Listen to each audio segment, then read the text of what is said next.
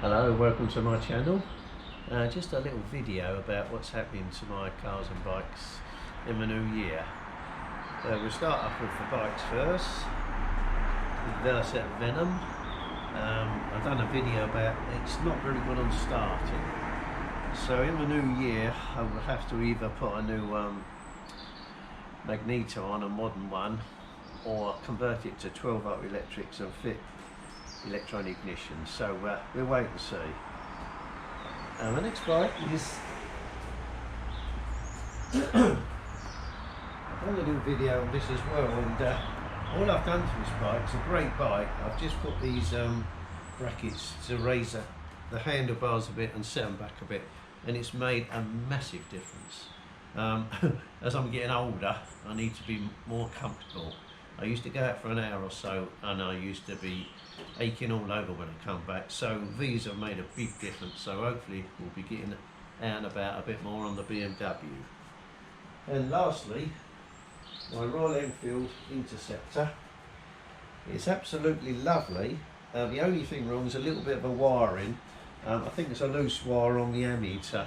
It doesn't show when it's charging or discharging, so that's the only job to do on that, and it starts up lovely, rides lovely. So that's the bikes. The cars, I mean, this video obviously won't take as long as Harry Midcalf because I've only got a few bikes and cars, but still, I thought it was an idea just to do a little video. The Portofino's been absolutely fantastic. It's the Ferrari I use the most. It's recently had a service. It's still under the 7 years free servicing contract. But it has got one fault, and it wasn't rectified within the service. I don't know if you'll be able to see this.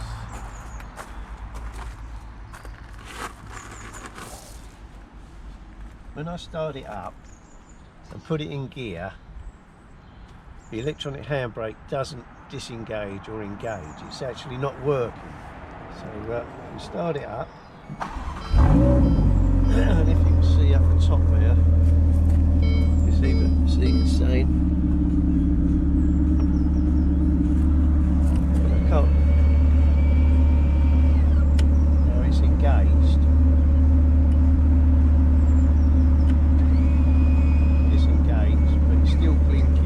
If I put it in a gear, move forward slightly, they should go out.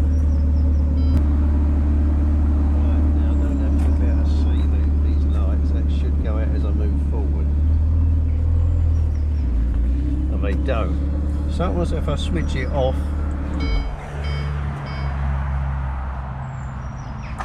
and start it,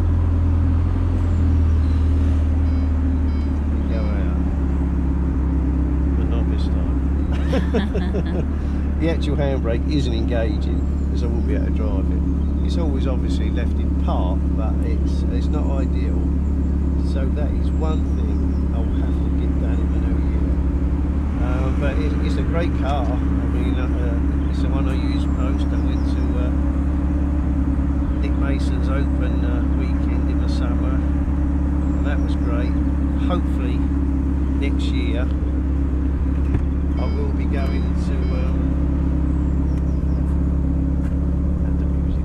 hopefully next year I will be going to a factory in Italy in Portofino, so that should be great, and I will do a video about it, hopefully. So that's the Portofino, very pleased with that, can't see me selling it anytime soon. What would I replace it with? I've looked at other cars, but you've got the benefit of it being a cabriolet as well, which is great. So yeah, it's a keeper, I think. Right, let's switch that off. Right, but just have a look at the F12.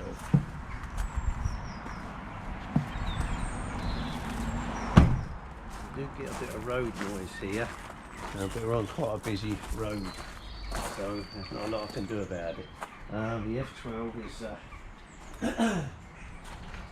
one of my all-time favourite Ferraris. It's the V12. It's been absolutely perfect. Obviously the only drawback is it uses a bit of petrol, but that's the price you pay.